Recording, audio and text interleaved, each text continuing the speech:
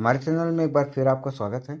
आज धारा 420 से जुड़ी हुई समस्याओं का समाधान करने की कोशिश करेंगे और जानेंगे कि धारा 420 के अंतर्गत कितनी प्रकार की समस्याओं का आप लोगों को सामना करना पड़ रहा है। हर समस्या का समाधान है, तो आप वीडियो को पूरे अंत तक देखें और उनमें से जुड़े हुए कुछ क्वेश्चन जो सभी से समस्याओं का कोई ना कोई समस्या आप लोगों के साथ ये बना रहता है, तो आप सभी वीडियो को देखिए, समझिए और इससे जुड़ा हुआ आपका अगर कोई भी सवाल है तो नीचे कमेंट बॉक्स में लिखिए और चैनल को लाइक और सब्सक्राइब जरूर कर दें ताकि आने वाले समय में आपको अन्य वीडियो भी मिलेंगे और आज के बाद से वीडियो लगातार आएगा, हर हमेशा वीडियो अपलोड होगा। तो आइए इस कड़ी में हम सबसे पहला क्वेश्चन लेते हैं कि सर धारा 420 के तहत केस में समझौता हो जाएगा और कितने रुपए में होगा। तो आपको बताते चलें कि धारा 420 क्या है। अगर आप किसी के साथ छल करते हैं या बेईमानी से उसके बहुमूल्य वस्तु या उसकी संपत्ति को आप परिवर्तन या बनाने या नष्ट करते हैं तो इसके लिए आपको 7 वर्ष तक का कारावास से दंडित किया जा सकता है या जुर्माना भी आपको देना पड़ सकता है। लेकिन यह एक गैर जमानती अपराध है, किसी भी न्यायाधीश के द्वारा इसका विचारण जो है वो किया जा सकता है। अब आप जो पूछ रहे हैं उसका जवाब यह है कि कोर्ट के बाहर आप समझौता कर सकते हैं। कितने रुपए में होगा ये आपके और उसके बीच ही ये तय होगा, लेकिन आपके केस की गंभीरता को देखते हुए ही आपको इसमें जमानत मिलेगी। समझौता हो गया तो इसका मतलब यह नहीं होगा कि आपको जमानत मिल जाएगी। धारा 420 के अंतर्गत एक ये दूसरा क्वेश्चन है कि sir please help me. Sir, मेरे पिताजी और उनके एक भाई को पैतृक संपत्ति में हिस्सा मिला था और मेरे चाचा ने यह कहकर मेरे पिताजी से पैसा ले लिया और बोला कि मैं आउट ऑफ स्टेशन रहता हूँ और मेरा यहाँ पर आना जाना कम ही होगा, इसलिए उसके पिताजी ने उसको पैसे दे दिए थे। अब बाद में वह फिर आया और आकर यह बोलने लग गया कि मेरा हिस्सा मुझे दो। तो इसमें मैं आपको बताता हूँ कि देखिए, आप उसके ऊपर जो धारा 420 का केस तो लगेगा ही, लेकिन आजकल आपको बता दें कि पैसे के मामले में आप सबको यह बात को ध्यान रखना होगा कि पैसा का लेन देन हमेशा सही व्यक्ति के साथ ही करना चाहिए। अगर आपको किसी प्रकार का शक या कोई समस्या उत्पन्न होने की उम्मीद होती है, तब की स्थिति में आप उसे ऐसा करें कि आप 5 से 6 लोगों के बीच में ही किसी को पैसा दें या बैंक या चेक के माध्यम से ही किसी को पैसा दें। यूं ही किसी को पैसा नहीं आपको देना चाहिए। यही एक आप एक बचने का उपाय हो सकता है। इसी कड़ी से जुड़ा हुआ तीसरा क्वेश्चन यह है कि यह सवाल यह है कि सर जी, मैंने 10 चक्का ट्रक खरीदा था और मैंने उसे बेच दिया और हमारे लिखा पढ़ी के बाद बचा था और जो लिखा पढ़ी में हुआ था वो नहीं कर पा रहा सामने वाला।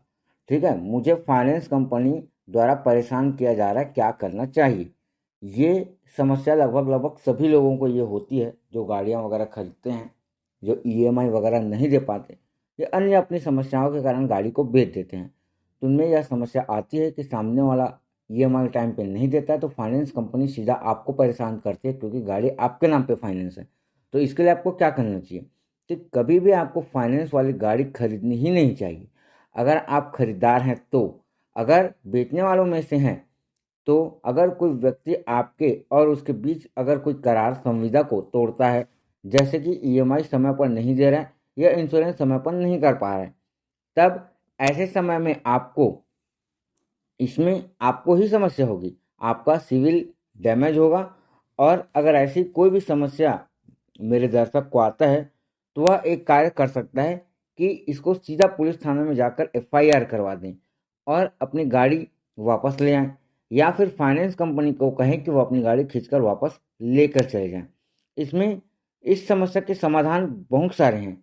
ये गाड़ी वाले मामलों में बहुत सारी ऐसी समस्याएं आती हैं जिनका समाधान किया जा सकता है, लेकिन याद रखें कि अगर गाड़ी फाइनेंस में है, अगर आप खुद तो नहीं चला पा रहे हैं, ईएमआई नहीं दे पा रहे हैं, अगर आप बेच दिए, अगर वो भी ईएमआई नहीं दे रहा है तो सारी समस्याएं आपके ऊपर आ जाएंगी। आप गाड़ी वापस करेंगे फाइनेंस कंपनी को तो फाइनेंस कंपनी जब आपकी गाड़ी को सेल आउट करेगी तो उसका कुछ ना कुछ पैसा आपको अपनी जेब से देना पड़ेगा। तो कहने का मतलब यही है कि अगर आप एक गाड़ी लेते हैं तो आप बुरी तरीके से फंस जाते हैं, आपको ईएमआई आपको देना ही होगा। इसलिए गाड़ी हमेशा ऐसे लोगों के साथ सौदा करें जिनका बैकग्राउंड है कि वो पैसा दे सके। ऐसे लोगों को नहीं कि जो बिजनेस करता हो, कि उसका बिजनेस का भी कोई ठिकाना ना हो, है ना। एक ऐसा पैसा आने का, एक ऐसा आवक उसके पास, एक ऐसा सोर्स रहे कि आपको पूर्णतः विश्वास हो जाए कि यहाँ से मेरा ईएमआई आराम से पड़ सकता है और कोई भी प्रकार की समस्या नहीं होंगी।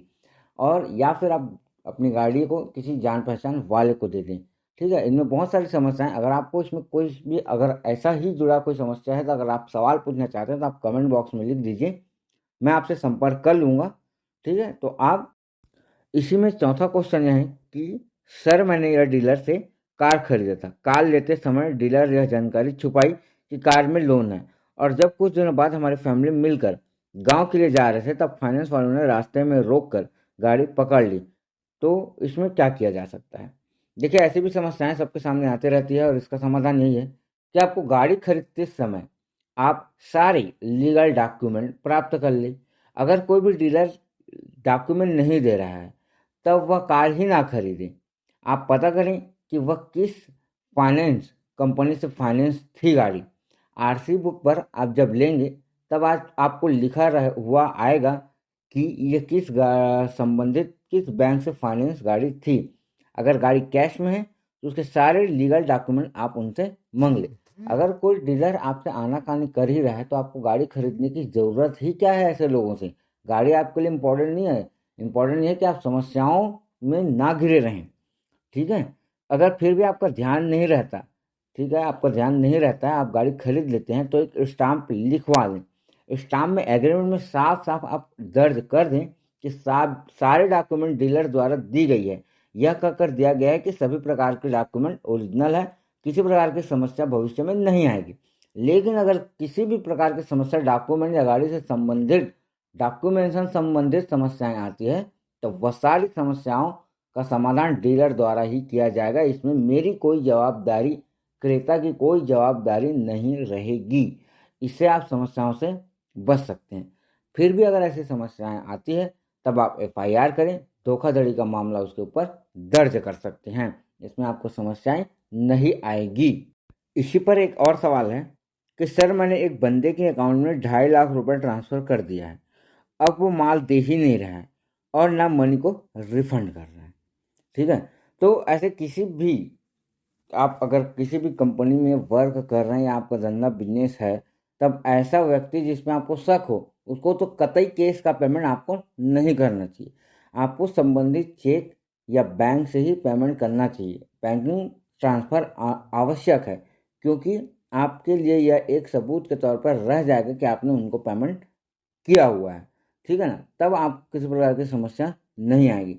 बाकी आप निश्चिंत रहें, है ना। आपको ऐसी चीज़ों को, आप आगे से ऐसी चीज़ों को ध्यान रखें। ठीक है, यही वीडियो इसलिए आपको बनाया गया है ताकि आपको कोई दिक्कत ना हो, इसलिए दोबारा गलती ना हो, इस बात का आप ख्याल अवश्य रखें।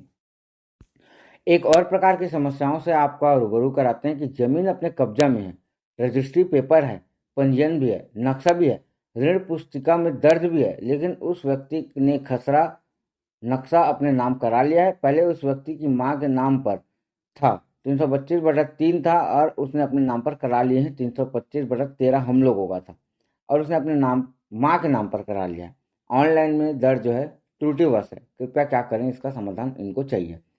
तो ऐसे लोग जिनको इस प्रकार की समस्या आ रही है, ऐसे लोग सभी लोग ध्यान रखेंगे कि आप अपनी पर्ची को लेकर सीधे पटवारी से आप मिलें। अगर पटवारी किसी प्रकार का कार्य नहीं करता है, कुछ दिन इंतजार करिए, नहीं करता तो आप संबंधित तहसीलदार से मिलिए और उनको यह प्रार्थना करिए कि पटवारी ने आपका काम नहीं किया है तो आपके द्वारा यह कार्य कर दिया जाना चाहिए। और ऑनलाइन में इस प्रकार की त्रुटि होती है तो इसकी सुधार की आप बात वहीं कर लीजिए और जल्दी से जल्दी आप अपना कार्य को करवा लें। वैसे इस स्थिति में आपका ज़मीन तो कोई हड़प नहीं सकता है, लेकिन क्या है, भविष्य में आने वाली समस्याओं को अवगत रखते हुए आपको ऑनलाइन की जो त्रुटि है उनमें सारे लीगल अपने डॉक्यूमेंट देकर आप उसके अपने नाम पे करा लें। बाकी कहीं पे कुछ भी नहीं होने वाला। आपका अगर ज़मीन है तो आपके पास सबूत है, आपके गाँव वाले लोग हैं, आपके रिश्तेदार लोग हैं, सभी लोग हैं जो आपको एक प्रकार से मदद करेंगे कि हाँ भाई इसका ज़मीन ये था, हम लोगों इसको जानते हैं। ठीक है, तो ये आप इसको करा लें। अगर फिर भी कोई समस्या है, समाधान नहीं होता इस संबंधित और भी लोगों का ऐसी कोई समस्या, तो आप मेरे से फिर से कमेंट बॉक्स में संपर्क कर सकते हैं। एक और दर्शक का यह सवाल है कि मेरे ऊपर भी 420 धारा का FIR हुआ है ना, जिसको अपनी मर्जी से चेक दिया गया था 10 लाख रुपए का, जमीन खरीदने के लिए दिया गया था, सारा रुपए हमने उसको लौटा दिया, ऐसा इसका कहना है। तो इस पर क्या कार्रवाई होगी, कृपया बताने की कोशिश करें। तो इसमें यह है कि अगर आप पैसे का मामला जब भी पैसे का मामला है, तब आप लोगों को लेन देन में ज़रा से भी जल्दबाजी नहीं करनी चाहिए। जल्दी करने से पूरा नुकसान आपका ही है।